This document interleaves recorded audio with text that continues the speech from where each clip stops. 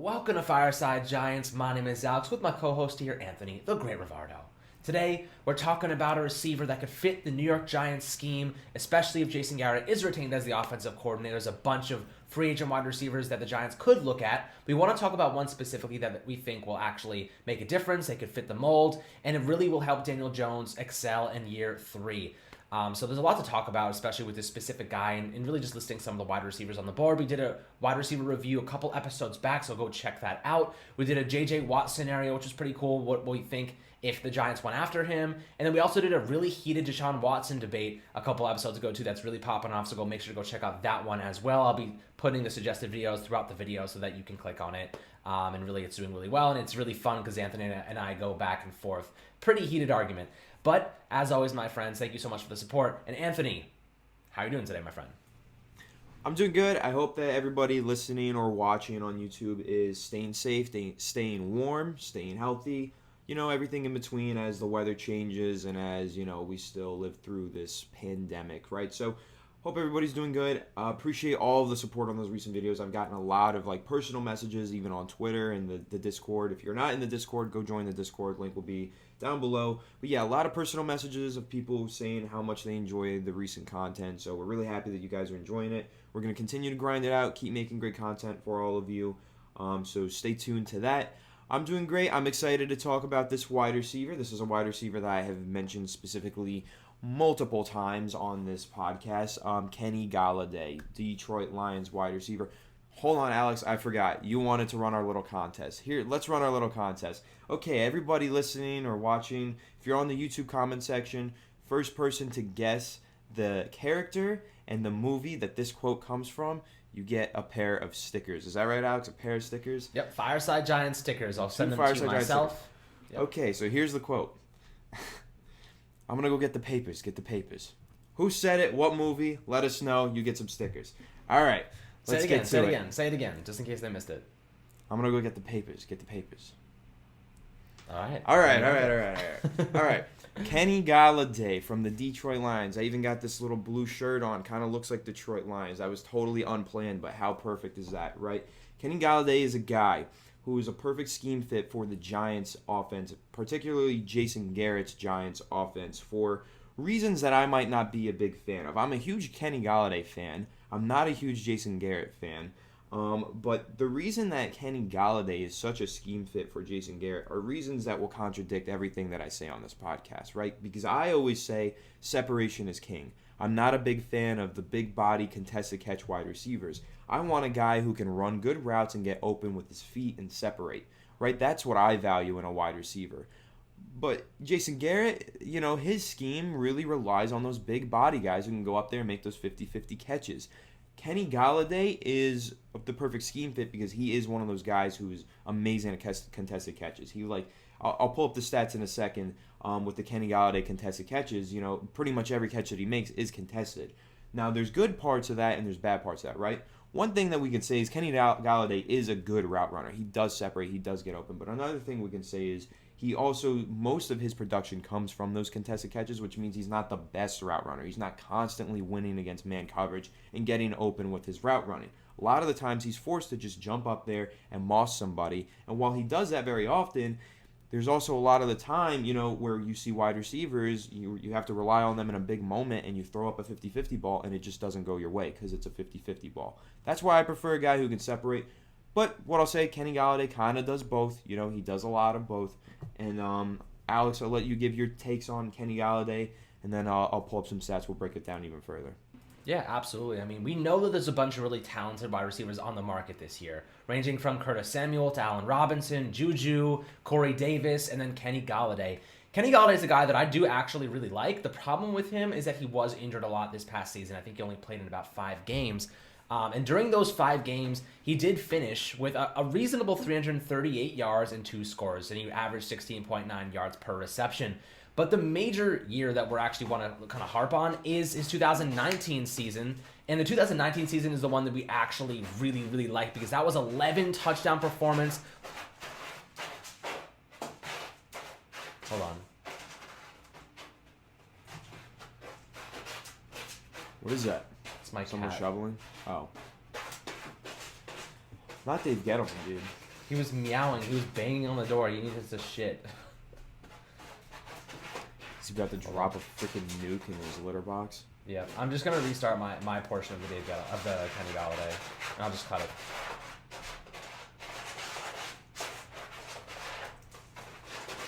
Oh God. Oh yeah, he has to poop bad. This shit was crowning already. Ew.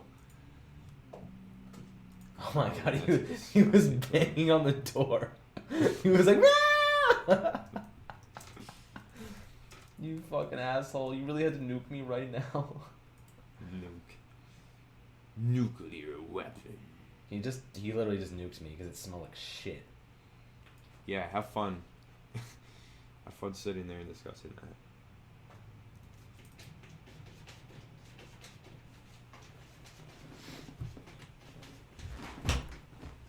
Fucking asshole.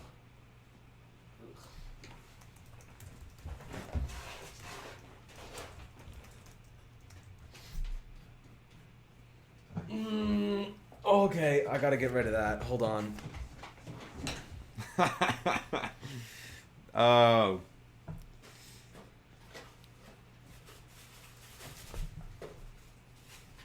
Oh, motherfucker!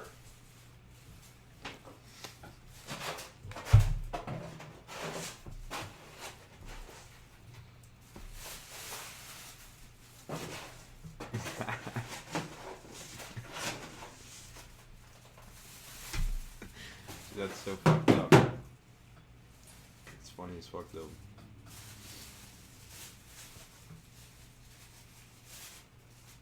bastard. Okay. Oh my God, bro. That was brutal. There was no way I was gonna sit through that. Oh my God. I can Okay. smell it from here. Dude, honestly, I wouldn't be surprised. That was fucking awful. All right. So I shouldn't have cut the video or anything, right? I left it recording. Yeah, this just whole leave it. time. Leave That's it. what you It's wanted? fine. Okay. Yeah, it's fine. All right. So you finished up. So with Kenny Galladay, I really do think he is a quality player. And with the Giants, there are a couple of wide receiver options they could be looking at, ranging from Allen Robinson to Curtis Samuel to Corey Davis to Juju Smith-Schuster. There's a lot of players that I actually really like. But, Kenny Galladay does fit the Jason Garrett mold. And if they're going to stick with Garrett, they have to make the decision to fit his scheme. That's kind of the problem with the offense right now, is that if Jason Garrett does end up moving on in a year or 2 years, he takes another job, do you fit guys to his scheme for 2021 and then maybe a new offensive coordinator comes in and you have another guy? That's kind of the big question for me. Like, you need a guy that's going to fit multiple roles, because eventually Jason Garrett is going to move on sooner rather than later, and you're going to have to fit, schematically, you're going to have different guys. But I think Kenny Galladay can play in multiple schemes. Would you agree with that? I would absolutely agree with that. I think Kenny Galladay is a very versatile player. I think that he does win at every level. I think he wins underneath, intermediate, and deep. He is one of those true wide receiver ones that we talk about. Those primary number one receivers. Kenny Galladay is one of them, at least in my eyes. I absolutely do believe that. We talked about his 2019 season. Let me see. Let me pull up the stats real quick. His 2019 season was phenomenal. He made the Pro Bowl. He definitely went over 1,000 yards receiving. My Safari is totally frozen right now. Hold on. So he went over 1,000 yards receiving, and I know he had 11 touchdown receptions, which led the NFL. 1,190 yards on 65 receptions, which is 18.3 yards per reception, which is, pretty deep, relatively a deep threat, right? So, and Kenny Galladay, 56% completion percentage, maybe you would want that, a little higher, and he's definitely got the ability to make big plays. He had a 75-yard reception in 2019. His only Pro Bowl season. This past season, though, 2020, riddled with injuries, right? Only played in 5 games. He was playing great. In fact, he had one performance that was just unbelievable. And I'm going to pull the stats up on that one. That was up against the Falcons earlier this season, really early on in the year. He had 6 receptions for 114 yards, and he dominated in this game. If you go watch the film on this game, he was unbelievable, the catches that he made. All 6 of those catches were contested catches. So getting back to that contested catch thing, right? Not always the most translatable thing, but when you can go 6 for 6 on contested catches, clearly you're just better than everybody else at making contested catches, and it's really not a weakness. It's not a flaw. And not to mention, if you actually watch the film on these, he's running really good routes. He separates and gets open, and then the ball is like behind him. So he just jumps up, makes some 360 no-scope catch on the football, gets hit while he's doing it, and then still makes the catch. Like, the dude's actually incredible. I love Kenny Golladay. I love watching him play. And another thing that makes him such a fit with the Giants, right? Like, why I keep predicting him to go to the Giants, why a lot of other people keep predicting him to go to the Giants, is because back in October, the Giants actually did call the Lions looking to trade for Kenny Golladay. So there is actual interest there. It's not like we're just saying, oh, this is where scheme fit and positional need meets elite talent. This is where team has interest in player is available. That's what this really is, right? The Giants want Kenny Golladay, and Kenny Golladay is set to be a free agent in March. Plus, he's an excellent scheme fit and everything else. So when you talk about the Giants going after a wide receiver, I think that Allen Robinson, he's actually even better if you actually look at the statistics, right, in terms of contested catches. Kenny Golladay was third in the league this year. Allen Robinson was first. So if you want to talk about contested catches being the scheme fit, Allen Robinson fits every single scheme. He is by far the best wide receiver on the market. He is a phenomenal player. You know, he dominates, whatever. He's going to be out of the Giants' price range. I can tell you that right now. Allen Robinson is not going to end up in Giants blue. I hope I'm wrong. I really hope I'm wrong. I would love to see Allen Robinson in Giants blue. It's just not going to happen. He's too far out of their price range. But Kenny Golladay is going to be a few million underneath Allen Robinson. And he's going to be more in the Giants' price range if he does hit the open market. You know, there's always a chance he gets franchise tagged or extended by the Lions. I honestly am not sure what's going to happen there. I've read a lot of mixed reports, right? A lot of people have said he's going to hit the open market. A lot of people have said he isn't. So I guess it's a wait-and-see thing. You know, we'll see in March what happens. But Kenny Golladay, contested catching, I think that he can win at every level. I've seen him do it. We've all seen him do it. We've seen him take over games and dominate with Matt Stafford, the new member of the Los Angeles Rams, right? But I think that the Giants, you know, reported interest back in October, as they did inquire to trade for Kenny Golladay, is the main indicator that he will definitely be in play for them and part of their offseason plans in March. Yeah, I mean, there's a pretty good chance that Kenny Golladay is, and there's a couple of reasons why. It's more cap related to a certain degree, because as you mentioned, he could get franchise tagged. There's a good chance there. You know, the Lions just traded away Matt Stafford. They just took on Jared Goff in his massive contract. Are they going to leave him with no wide receivers? Maybe, maybe not. You know, they might franchise tag Kenny Golladay and see where it goes from there. But at the same time, maybe they're looking to fully rebuild. Maybe they're like, you know, Kenny Galladay's expendable. Let's use that money to give it to some of our younger players that, you know, are on rookie, extend our rookies. But he is kind of in that situation as well. So they could look at him and say, you know, he is a future great player at wide receiver and we want to keep him. But again, you know, he did miss a lot of time this past year. Maybe they're looking for healthier options. Maybe, you know, they just want to rebuild entirely, keep their cap as low as possible. Maybe they can roll over some money into 2021 or 2022 rather. And that way they can have some really good, you know, just momentum and some financial flexibility when it comes to next offseason. So with that being said, the Giants, when it comes to their cap, they're in some serious trouble right now because, as we know, they are about $3.4 million in the red. And that's after accounting Leonard Williams' $16 million added back to the cap. This is an estimated $176 million cap, which would be down significantly, about $25 million from the current $198 that it was in 2020. So we're expecting a $25 million drop off, a little bit less than that.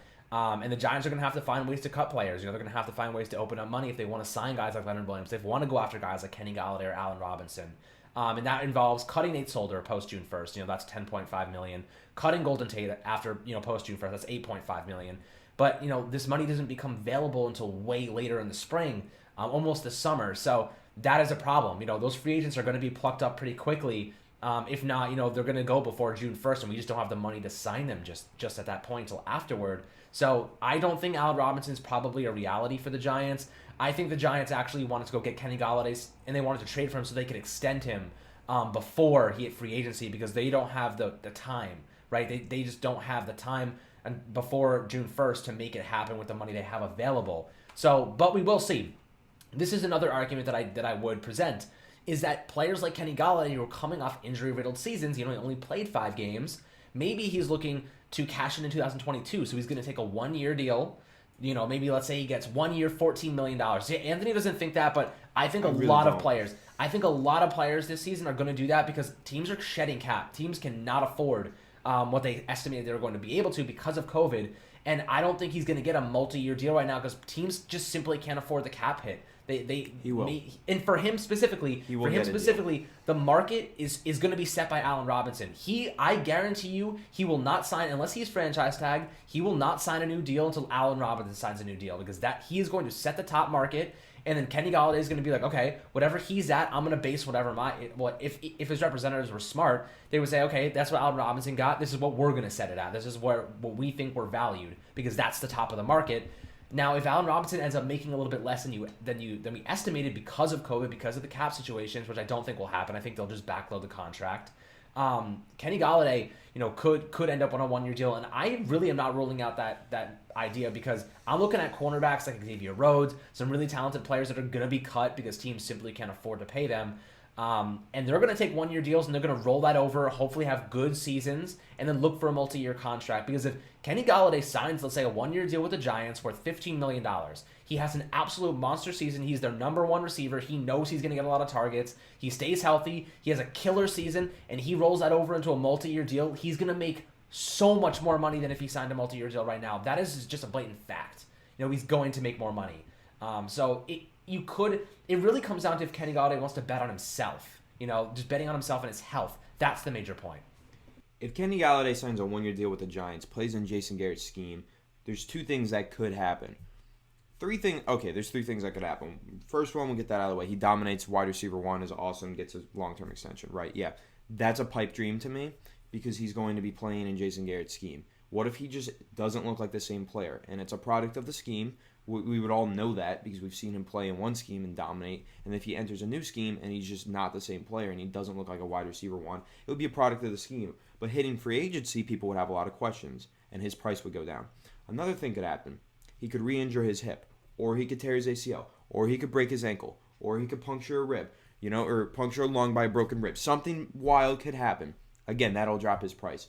This player who is going to be worth so much money, if he's worth $15 million right now annually, he's not going to just take the 15 and try and bank on trying to get 20 the following season. He's going to take the 15 per year over 5 years or 3 years or whatever it's going to be. There's 32 teams in the NFL. One of them is going to blow him away with a monster extension, with a long-term deal. Someone is going to do it. Someone's going to throw the money his way. Now, I'm not saying all 32 teams are in position to do that and all 32 teams want to do that, but out of the large sample size of teams that we have for this one player who is so good at his position, at such a premium position, the wide receiver position has never been more important than it is right now in the NFL, someone is going to pay him a large long-term contract, and he is going to sign one of those deals that's offered to him. That's the way that I see it. There's no way he's going to risk everything just to try and get more money the following year, in my opinion. I don't think it's worth the risk either. I wouldn't do it. And someone offers me, let's say, $50 million over 3 years, I'm not really going to go out there and take a 1-year 15 just because I think the following contract would be 3 years, $60 million. You know what I mean? 3 years, $50 million, 3 years, $60 million. I get it. What if the next one is just going to be 3 years, $20 million because he got hurt? There's more factors, though. There's more factors at play than just injury. You have to keep in mind COVID. The scheme, yeah, COVID, the scheme. COVID, the cap space. No, it's not just the scheme, it's the cap space. I think with so much risk and so many factors, it's better to just get your long-term contract and go. That's what I see with Kenny Galladay. That's really what I think that he'll do. But, I don't know. I guess we'll see in March. But I can't see him. I can't see him taking a 1-year prove-it deal. He's already proven himself as a player. There's nothing left to prove. He's an excellent player. He's only had one real bout with an injury. He's already proven to be a well-established receiving threat and a primary receiving threat in the NFL. You could question that, though. And I'm just I'm playing devil's advocate. I'm playing devil's advocate right now. You could question the proven ability because he has 2 seasons out of 4 with 1,000 yards. Saquon Barkley had 2 seasons with 1,000 yards. Let me counterpoint that. Are we saying he's proven, or is he an injury liability? First season, he was a 3rd-round rookie. There's no way a 3rd-round rookie is just going to step in and go for 1,000 yards. They had to work him into the scheme. Second year for a 3rd-round rookie to in his second season top 1,000 yards, that's proven. You're like, okay, we saw the flashes in year 1. Is it proven, or is it really backed it up in year 2, and then in year 3 you backed it up even further. He topped it in year 3. He was a 3rd-round pick, and he's already proven that he is an established. He's fully proven, dude. He's exceeded all expectations that people set out for him when he entered the NFL. So to me, he is completely proven. I know he played 11 games in 2017. He played 5 games in 2020. That hip injury, I actually just read about it. He's feeling great after that hip injury. He feels recovered. He's ready to rock, and he's ready to roll. And he's also ready to meet the Lions' new coach. So that could be, maybe he doesn't want to leave Detroit. But might not be up to him. Might be cap-related things like Alex mentioned. He could end up hitting the open market. To me, though, yes, he's completely proven himself. He's exceeded all expectations that were set out for him once he entered the NFL. And I definitely think there's a lot of teams that are going to agree with me on that and are going to be willing to give him a lot of money. Well, like you said, we will find out in March, but I do want to talk a little bit more how he will fit into this Giants scheme and really what role he would play for Daniel Jones and Jason Garrett. So as we know, Jason Garrett really started off the season kind of slowly, running a lot of hitches, a lot of hooks and curls with those guys, Sterling Shepard and Evan Ingram. Really, Evan Ingram was targeted more in the center of the field on hook routes within 10 yards, more than any player on the Giants team, and they directly resulted in 5 interceptions that were directly correlated to Evan Ingram dropping the football. So, this is something that we saw. It was a trend. We can very easily go and see these statistics, see where he was targeted on the field, see where Daniel Jones had most of his interceptions, and notice that a lot of them happened when he was targeting Evan Ingram. And we did the film breakdown. We showed it. Go check it out on YouTube if you haven't seen it already. You can really see all the plays that were force-fed to Evan Ingram, and he just simply couldn't hold on. I'm actually going to correct your stat. It's 6 interceptions that were for Evan Ingram and target. 6, even worse. 6. Even worse. So, when we're talking about this, it really comes down to, the scheme. And as the season went on, there were points in the season where I was like, okay, Jason Garrett, he did a little bit better. There were some games that were better than others. Week 17 against Dallas, way better. He really used the seams. He really pushed the ball downfield. Dante Pettis had a nice touchdown. And we saw that he really loves those spray fades on go routes, right? He loves the go route, the spray fade, and throwing it up in man coverage to Evan Ingram. We saw it to Sterling Shepard. We saw it to Darius Slayton. The problem was Evan Ingram dropped that one against Philadelphia, which directly forced us to miss the playoffs. Darius Slayton made a couple nice catches, but he dropped a few too. Sterling Shepard doesn't... I love Sterling Shepard, but I think he's more of a short intermediate receiver. I don't think that he's the best guy to be targeting in those man coverage throws. But, if Daniel Jones is going to put it on the money, he's going to get it. He's a good guy to come down with those catches. But what you really want is a massive, 6 foot... What is Kenny Galladay? He's 6'4". Yeah. He's a 6'4" monster 50-50 Babytron, they call him. He's the guy that you want throwing it up in man coverage on those spray fades. He's the one that you want coming down with the football, because most of the time he's gonna locate that ball, he's gonna high point it, and he's gonna jump over the cornerback and get it. That if you're gonna run those schemes, if you're gonna run that system, if you're gonna make those plays and force that ball into man coverage, Kenny Galladay is the player that you want on your team to make that play happen. That is, Anthony, I will give you that. He is the number one player you want if you're going to go that route. Now, when it comes to the rest of the routes, though, if it comes to slants, it comes to hooks, it comes to the rest of the route tree that, Jason Garrett doesn't use or he does use, that's where I get a little concerned, because I think Kenny Galladay is capable of doing more than just go spray fades. I just don't know if Jason Garrett's going to scheme him open. Scheme him the right route concepts and the right, just get him open and really give Daniel Jones an opportunity to maximize the talent of his level. That's where I'm most concerned. But I do think he's capable of doing it. We saw it with Dez Bryant. We saw a physical, aggressive receiver who can come down with man coverage footballs. That is the perfect example when we were talking about Jason Garrett, what he's done in the past. So I think if he can replicate that success he had with Dez Bryant back in the day, I'm pretty confident that Kenny Galladay could be an absolute stud for the Giants. What did you say? Yes, and that's what I'll say. The Dez Bryant comparison is perfect, because when you look at this Giants offense, something is missing. But what's missing? When you look back at the old Dallas Cowboys offense that Jason Garrett ran, that were very successful, they always had that guy who could work underneath and run those whip routes like Sterling Shepard, right? He just runs them on repeat, and that's what Cole Beasley was, right? And then he had a guy who could try and go vertical but wasn't really the best with his ball skills, and that was... what's that guy's name? Miles Austin. And now that's Darius Slayton, okay? But then he also had that number one wide receiver that could really go up there and dominate. Run a complete route tree, maybe not to the fullest extent, but run a pretty complete route tree and go up there and make those 50-50 balls and just be a big body. That was Dez Bryant, right? And now that would be Kenny Galladay. We don't have that Dez Bryant right now, and we need to find it. That's what I think. That's what I think the Giants think, at least. I don't necessarily think that. I don't necessarily think you need this big body outside wide receiver. I think everybody who listens to us regularly knows that. I think your number one wide receiver can play out of the slot. I think Jerry Jeudy type receiver could be a number one receiver. Just as long as you could separate and run routes and get open, you're a number one wide receiver. Now, I think that Jason Garrett's also aware of that because he did trade for, or at least Jerry Jones did, but he schemed with Amari Cooper. So he understands that you don't need that big body number one wide receiver. He understands that you just need a really good dominant receiver who gets open.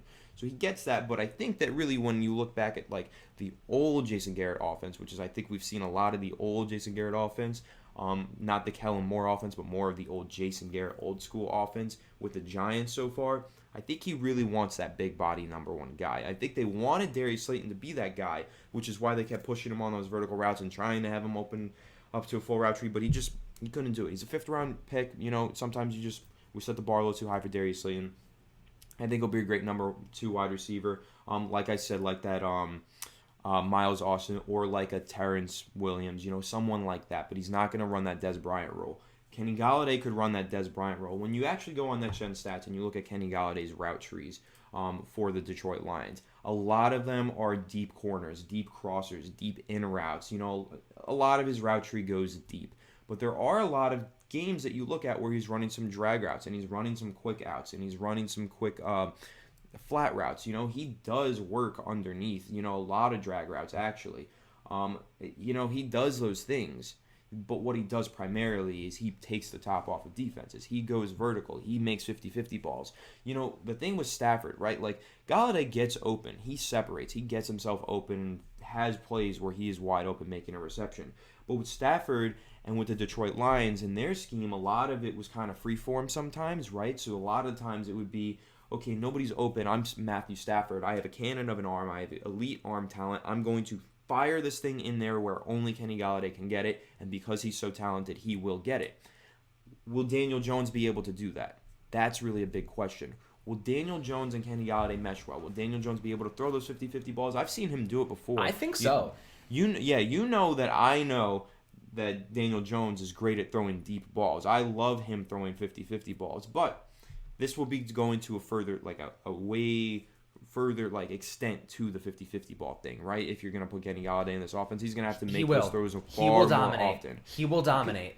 Right. And I'll tell you why. Because Saquon Barkley is going to demand so much attention from linebackers and safeties, it's going to open up the deeper portion of the field. Play action is going to... We're finally going to see play action working next year. If Saquon can stay healthy, that is. And that's getting Kenny Galladay.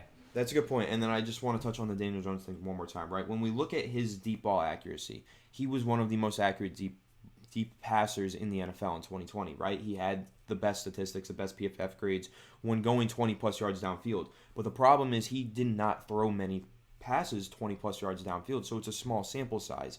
What I'm saying is now, if you were to inject Kenny Galladay into this offense, that sample size is likely to double. It's going to become a much larger sample size. So will he still be as efficient with that much larger sample size throwing downfield? Or was it just a calculated thing, right? Was it just calculated they were taking their shots when they had them, and that's why his statistics look so good going deep? Or was he really just killing it and doing so good?